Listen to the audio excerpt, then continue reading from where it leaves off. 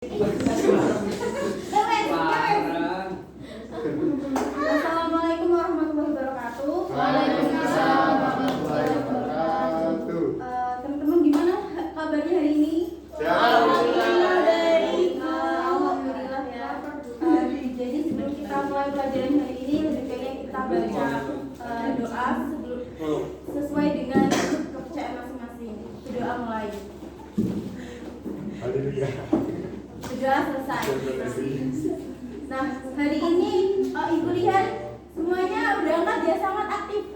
Ayo berikan tepuk tangan.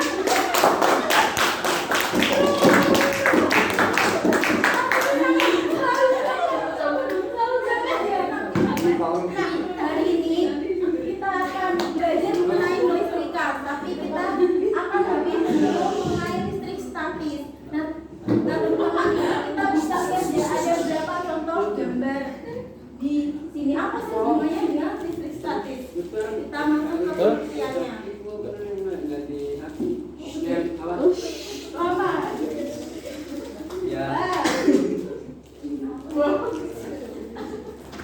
Listrik statis adalah fenomena listrik hasil penumpukan muatan listrik yang terjadi ketika dua benda bukan logam digeserkan atau ditransfer dari benda ke benda lain.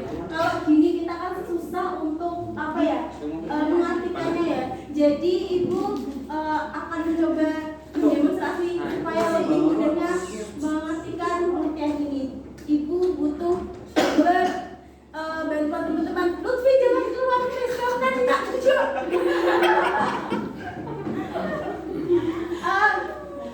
Butuh dua teman-teman untuk membantu Ibu. Jadi kita SD dulu. Ini Bu. Ayo. SD sehari Pak.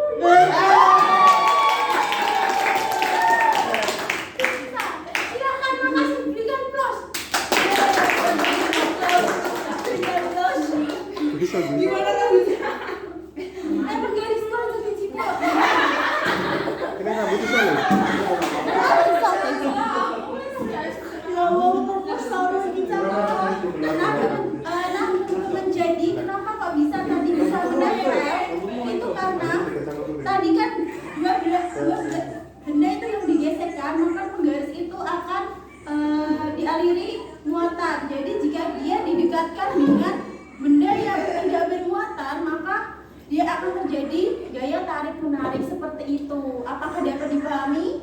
Bisa. Oke. Nah, di sini kenapa ada gambar petir? Nah, ini merupakan salah satu dari bahayanya listrik statis, di mana kalau petir itu kan awal itu kan lagi kebanyakan muatan, nah terciptanya petir.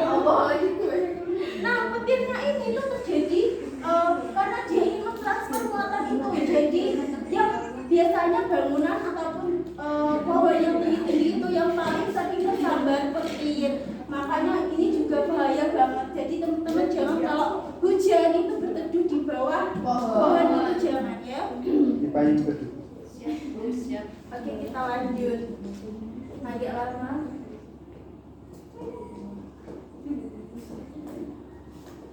Nah, cara membuat listrik statis itu ada induksi, konduksi, dan menggosok. Induksi dan konduksi itu tadi ya, jika ada dua buah benda yang satunya udah bermuatan dan yang satunya normal itu didekatkan akan saling menarik menarik. Sedangkan kalau menggosok tadi ya, jadi salah satu benda itu akan bermuatan karena ada kegiatan menggosok tadi. Lanjut. Menggosok baju. Rasa bajunya.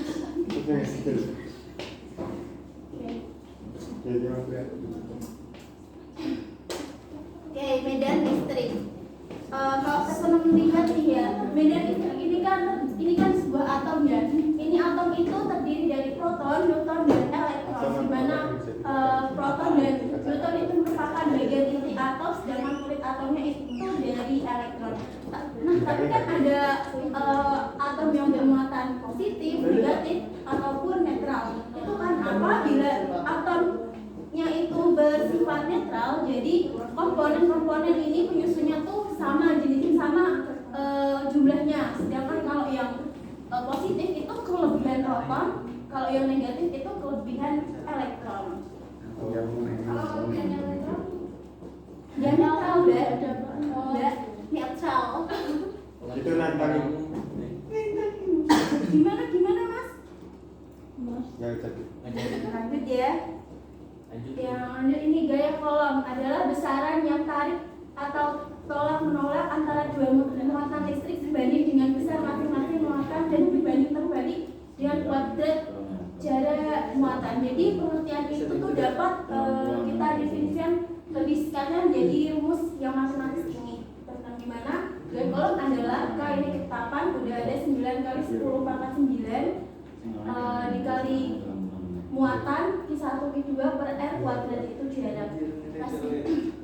Sebenarnya untuk gaya kolom itu teman-teman ini bisa lihat nggak di sini terlihat jelas nggak ini?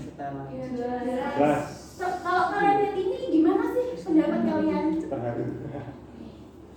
Ibu tunjuk ya. Ya. Wah, nggak bilang sangat antusias. Ini apa, Mbak? Apa sih atom? Ya. Oke, satu. Iya.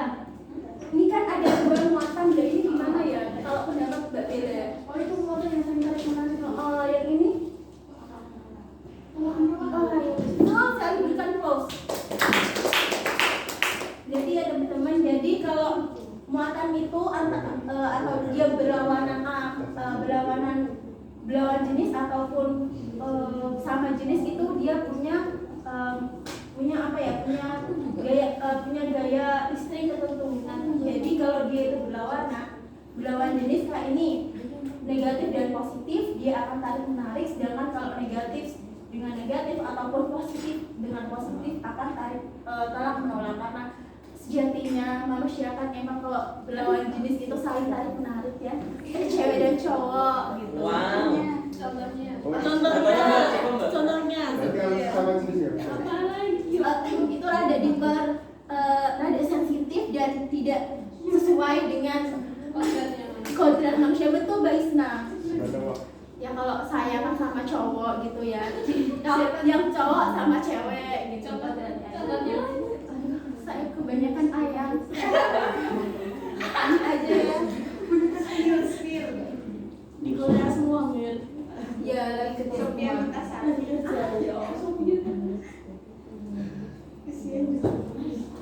Medan listrik. Medan listrik merupakan daerah di sekitar partikel bermuatan listrik yang masih dipengaruhi gaya listrik. Jadi intinya itu muatan itu dapat dapat menghantarkan sebuah arus listrik itu. Nah di sini kan ada muatan positif sama negatif.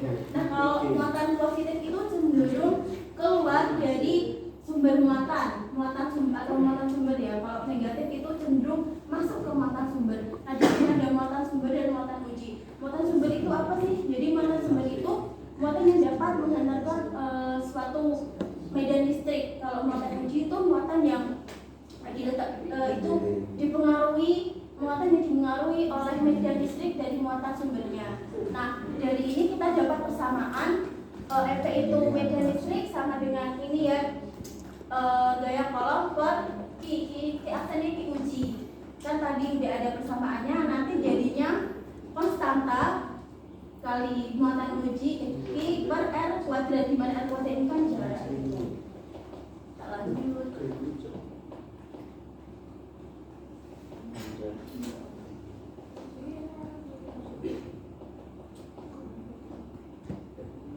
Oke, selanjutnya ada energi potensial listrik dan potensial listrik.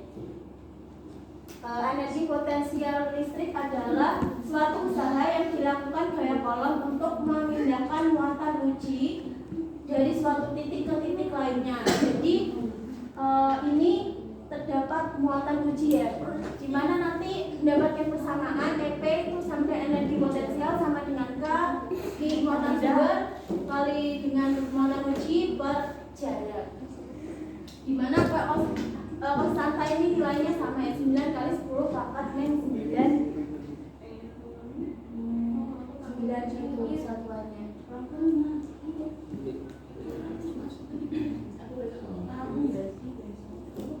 Yang kedua itu ada potensial listrik. Nah, bedanya apa sih energi potensial sama potensial listrik? Itu ada pada ada Q ujinya. Nah, kalau energi potensial itu ada Q uji, kalau potensial listrik itu banyak Q sumbernya, mata sumbernya. Jadi rumusnya itu V sama dengan konstanta dikali muatan sumber per jarak.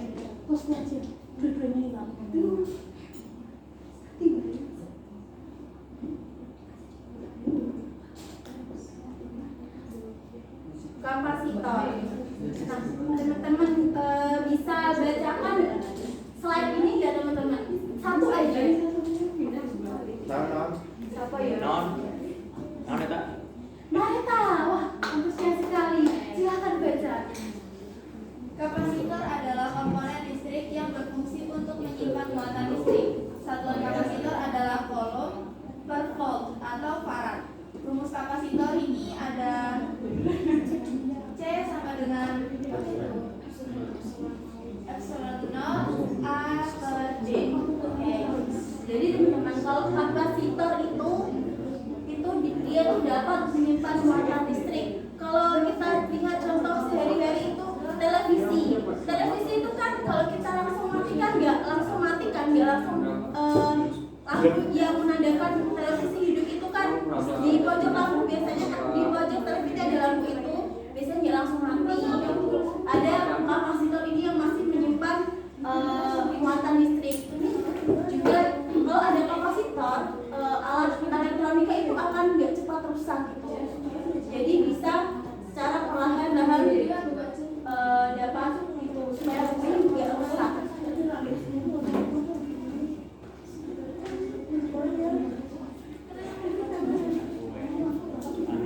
Nah, di sini kapasitor juga dapat dirangkai secara seri. Ini ya, secara kayak bisa dirangkai serinya seperti ini. Jadi 1/C kapasitor total sama dengan 1/C1 plus 1/2 plus 1/3. Kalau kapasitornya ada 5 ya nanti bisa ditambahkan.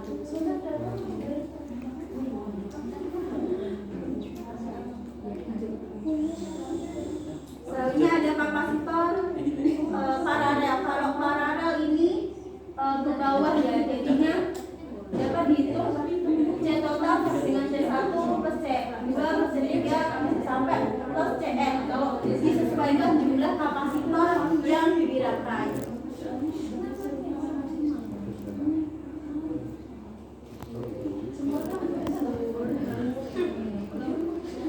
Teman-teman, Ibu boleh tanya nggak?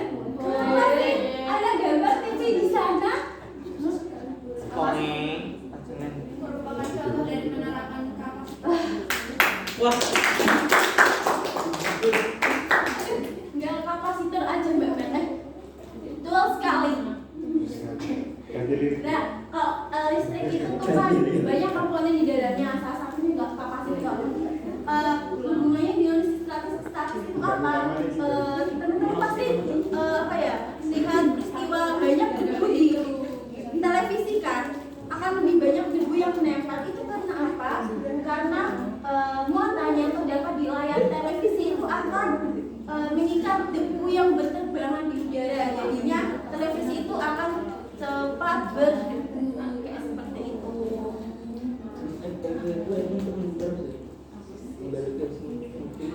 Oke, ada penerapan listrik statis. Ini ada pengecatan mobil dan meter laser. Kalau pengecatan mobil itu konsepnya cat itu kan kalau disemprotkan itu akan berterbangan di udara, di mana itu akan terjadi pergesekan. Nah, karena cat itu sudah mengandung muatan, jadi diperlukan bahan yang tidak bermuatan.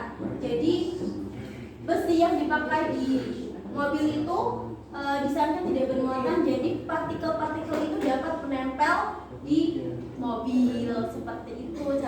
Pemanfaatan dari listrik statis. Sudah. Saya mau tanya Sebentar ya. Oh, sebentar. Nah, oke, gimana Mbak Isna? kan tadi kan pas Putri gosok-gosok tadi kan nggak bisa. Terus kan pas Rizal kan bisa. Nah kalau dilihat dari rambutnya kan kalau Putri gelombang, kalau Rizal kan lurus nggak? Ada perbedaan nggak kalau gelombang sama lurus? Dia dari amal ibadah.